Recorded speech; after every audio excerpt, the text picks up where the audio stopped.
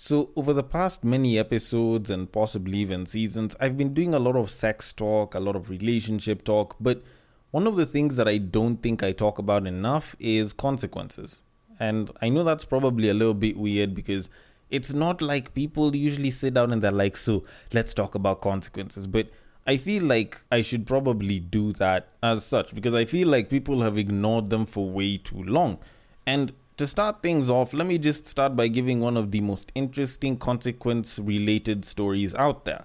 Now, an old Iranian man who was recognized as the world's dirtiest man has recently passed away a couple of weeks, or should I say months, after his first wash in decades.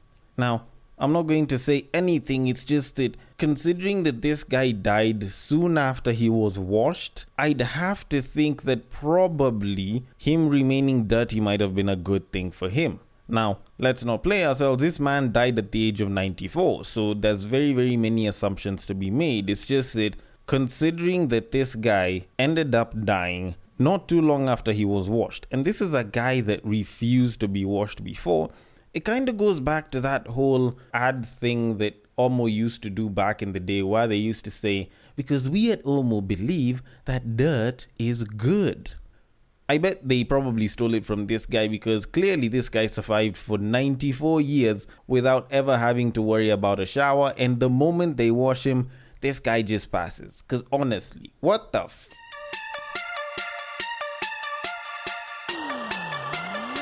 Get ready for the battle of the sexes.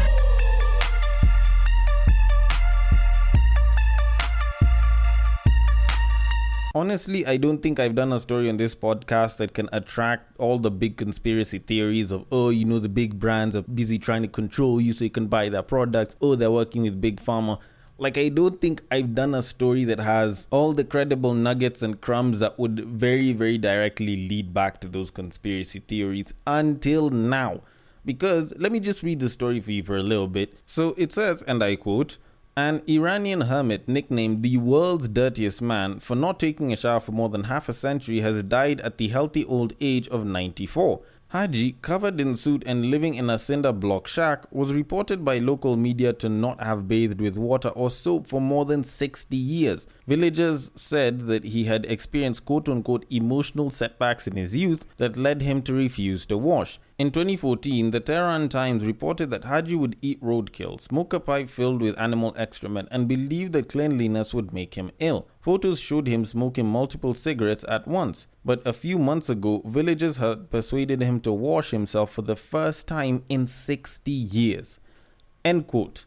Now, my problem is the fact that they told him to wash because, interestingly enough, the body actually learns to adapt. And I tend to think that for this guy, he probably realized that, if I don't wash myself, I can probably, benefit from whatever it is that the ground goes through because it's not like the earth gets sick. The only thing is, in his particular case, considering that he wasn't married, so there was no woman to mourn his death or kids or anything, I feel like for him, the service would probably be very short because you could literally just summarize it in one of those statements that priests and pastors use all the time. From dirt you came, and to dirt you shall return. Or I think I might have paraphrased a couple of things. Either way, the guy was dirty and, he went back to the dirt that he was covered in. So I'm going to leave it at that because we have a podcast to do that I haven't started yet that I probably should have started in my very typical fashion where I start by saying, welcome to Breakdown on West Side, your number one breakdown podcast coming to you from Nairobi, Kenya. The man on the mic is a man who does believe that dirt is good. It's just that dirt is usually in his mind, not, on his body. He's a man who believes that bukkake was a Japanese form of martial arts. It is none other than your tall, dark, and mildly handsome man, Sir Denver B. The show is Battle of the Sexes, our weekly love, sex, and relationships show where I get to talk about dirty things.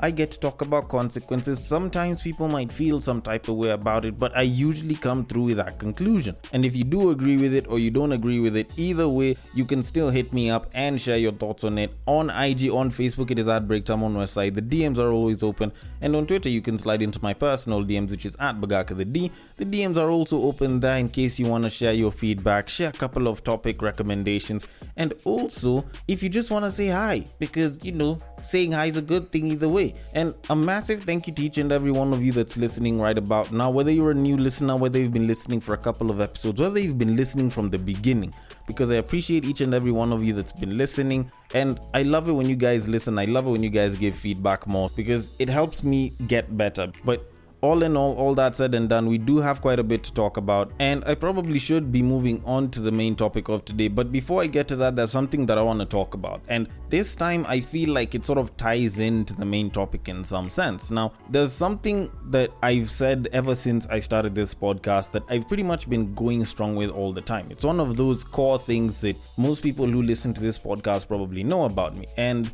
it's simply the fact that I do not endorse cheating.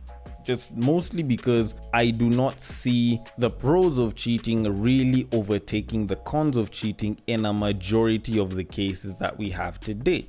Because the current relationships that we have in this day and age are primarily monogamous. Even though there is a lot of infidelity that happens, even though there is some case of polyamory or polygamy, it's primarily monogamous. So the act of you stepping out of that agreement of monogamy and then going and getting someone else is something that I do not like, because in some ways you're pretty much breaking the trust and you're breaking your word, which I feel you should probably be keeping at the very least. Now, there's one primary justification that a lot of guys usually like to use whenever they try and say that, cheating is okay for guys, but it shouldn't be done amongst women, that I usually find to be very interesting. And normally whenever guys use it, I usually listen and I'm like, yes, you could be right, but what if it gets turned on its head, as a lot of things are being done right now in the social and in the dating and the sex market. And at that point in time, they're like, no, women don't do that, blah, blah, blah.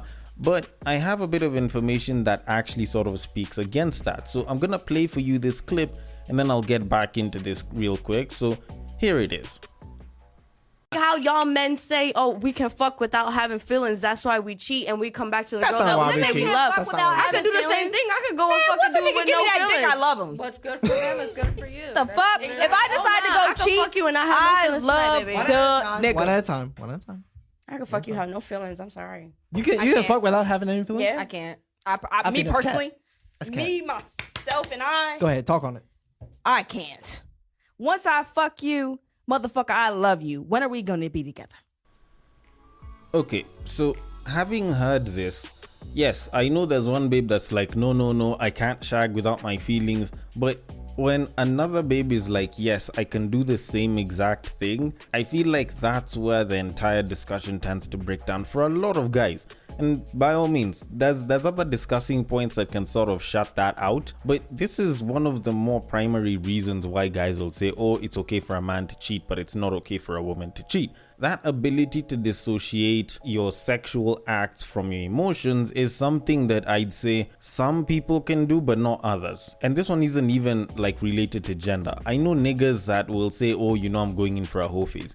It's happened more than once before. He will shag a shorty and the guy all of a sudden starts getting attached, regardless of whether it's his girlfriend, regardless of whether the guy is supposedly single, he will just develop some sort of attachment. And there's babes I know who will go shag a guy, drop him off, and pretty much go looking for another guy to shag in like a couple of days.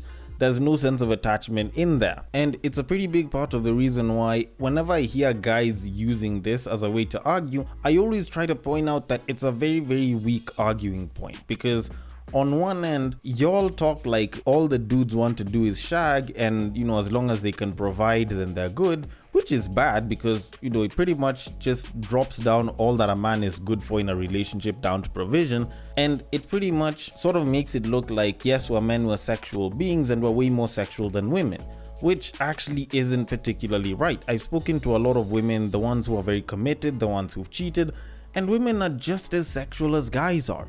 Hell, some of them are even more sexual than some of you that think that you're really sexual dudes. And you don't really end up figuring that out up until you're with those particular women.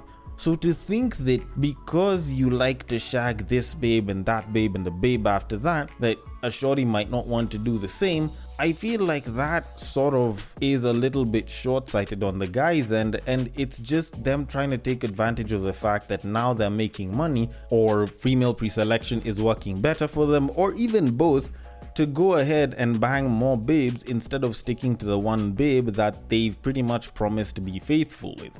Because that's essentially how commitment works, not unless if you have some sort of open agreement, which is properly okay, provided that you guys agree on it together. So to some degree, whenever I hear guys talking about how, oh, you know, a man can detach his feelings, I'm like, yes, but women also can, so probably don't use that. You can use another talking point, but I feel like it's probably better if you try and agree with the partner that you're with, and if you probably don't think that they're going to go for it, I don't know, maybe go and look for something that might actually work for you, or just remain single. But breaking someone's word, I don't know. I know the forbidden fruit tastes sweetest, but I don't think that in this case, especially with a lot of people doing it a lot of times every single time you're dating, is actually the best option, because it's just a case of hurt people who end up hurting other people. But all that said and done, I might be wrong about this entire thing, so I'd want your thoughts on that, but I'm gonna leave that for now and move it on to our main topic of today. Now, there's a lady on IG who's known as Dominique Powell. Now, she usually does this thing where whenever she's in like traffic, she usually records videos with her mom. And her mom usually says some hilarious shit that, you know, some people might get to think about. Some people will think that she's wild or crazy or some shit. But I saw one clip over this past week that just seemed very interesting for me in terms of the kind of content that the mother gave. And it was the mom pretty much talking about how babes today are giving it up easy, and you know, during her day stuff was a little bit better. You know, she wasn't as broke, she'd be stacked and she'd be getting it really good. Now, I didn't particularly like it, but for me to sort of explain why, I will have to play the clip for you as usual so that I can get into what I like and what I don't like. So here it is. You definitely ain't make no money, so. Who? You. Nigga, I kept money, motherfucker. My middle name was Money, motherfucker. What? Dominique. Dominique, girl, please. Cause y'all some broke hoes right now. Y'all fuck a nigga, suck a nigga for free. I don't get down like that one. Back in the day, I don't get down like that, boo. Huh. I got a man. I have a motherfucker walking around with one sock on, butt ass naked, goddammit. You don't know what that mean, don't you? Nah, what that mean? No, you got no clothes on, one sock on. Broke to the motherfucker, fucking with me. Ask your stepdad. You know how he married me, don't you? No. What's the Fell story? asleep with the dick in my mouth. That's how I got out. Woke up the next morning, he said, would you marry me? I said, yes. Y'all fall asleep with dick in y'all mouth, ain't got married yet. Y'all motherfucking let niggas don't even want y'all motherfucking ass. Y'all some sorry motherfuckers, that's why. No, we sorry. That what that burk you. I'm I got a hungry. man, first You got a off. man? I got a man. Girl, please. That's y'all call men's. I got a man. What you, He love this. I used to be a thought back in the Who, me? I wasn't thotting, sweetheart. days. What you was doing? Is giving it up? You just giving it up, motherfucker. Y'all want some pussy? Here you go. You want me to suck your dick? Here you go. I was Just give me a bag of chips. Motherfucker, I was getting steak. My pockets were so fat. I had to wear motherfucker. I wear a size 16. I had to wear a size 20. That's how big my pocket was so goddamn fat, full of money. What the fuck? Girl, please, you don't know. You just don't know. I guess. Okay, so for those of y'all that didn't have to listen to this twice to kind of get the entire context, it's more or less what I said earlier on. So you probably already know my issue with the whole underlying tone of it. It's not how it was said, but also what was said, and I didn't like how what was said, because essentially it's pretty much just a way of looking at guys as more or less just providers and fuckers. Like, you're literally just that, and this young babe's pretty much been banging fuckers, and you know, the mother was pretty much with someone who was both a fucker and a provider. But before I get into all of that, because I feel like I've spoiled the entire thing, and I've given it all up, but anyways, let me sort of just get into the details, because there are stuff that I did like about what she said, even though there are stuff that I didn't like about what she said. So one of the things that I actually did really like was the fact that she's talking about how babes nowadays give it up a little too easily, and they give it up to dudes like so quickly and so easily. Oh, you know, you want it for free? Aight, fine. You know, you want it for like a bag of chips? Like, aight, fine. And the thing is, I do kind of agree with what she said there, because babes nowadays are having sex a lot faster than, say, most of the women that were doing it back in like the 80s, 70s, and 60s and shit. Because I'd probably say that a lot more babes were giving it up from that time, and they started giving it up a lot easier from that time, not just because of the introduction of the pill, but because of the pushing of the message of, I guess, sexual liberation, as it's called right now. And also the development of stuff like rom-coms and shit. And romance movies were definitely starting to hit back then because there were more people going to the cinemas. So I'd probably say that was when it started to go up. But a lot of the times back then, there was a lot of hoops that a guy would go through just to get a babe, if she was gonna let you hit. Because babes were way choosier back then than they are right now. Nowadays, in as much as they are choosy, you find that they're choosy sometimes, and then other times they're like, you know what, I think I'll just fuck this nigga. And I'm not saying that all babes do this, but a good number of babes have started pulling towards that level. And I feel like that is something that needs to be pointed out. You know, y'all are giving it up a little too easily. Now, am I saying that it's a bad thing as someone who's benefited from it to a certain degree? Well, yes and no. Because on one end, yes, I was getting pussy, and of course I'd like it. It's just that it's not something that I'd want every single babe to do with every single guy. Otherwise, the whole feeling of enjoyment that, yes, I got this pussy because she wanted to give it to me, kind of goes out the window. Just saying. I don't want to say you lose value as a woman, but you know, the value of the sex kind of decreases, you know. Like, let me try and give you a bit of an example. It's kind of like the whole would you have sex on the first date question when it's usually thrown around. Is there anything wrong with having sex on the first date? To which, there's nothing wrong with having sex on the first date. It's just, if you're having sex on every first date, then there's probably an issue there, and you're probably giving it up a little bit too easily. Because having sex on the first date with a guy that has definitely ticked every single box and has put the work in isn't an issue.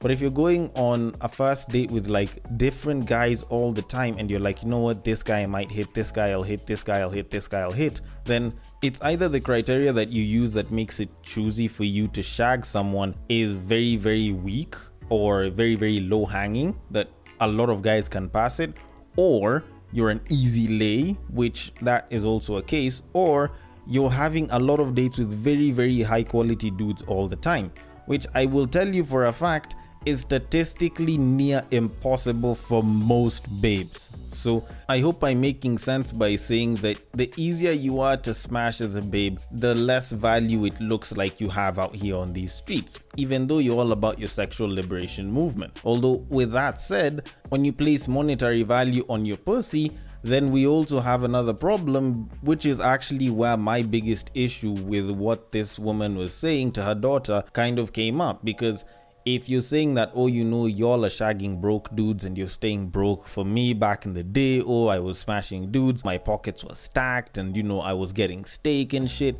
Like, when you're saying it like that, not only are you pretty much demeaning dudes to good sex and money, but you're also sort of making it seem as though the only reason you'd have to fuck a dude is if he's providing for you or if he's making good money.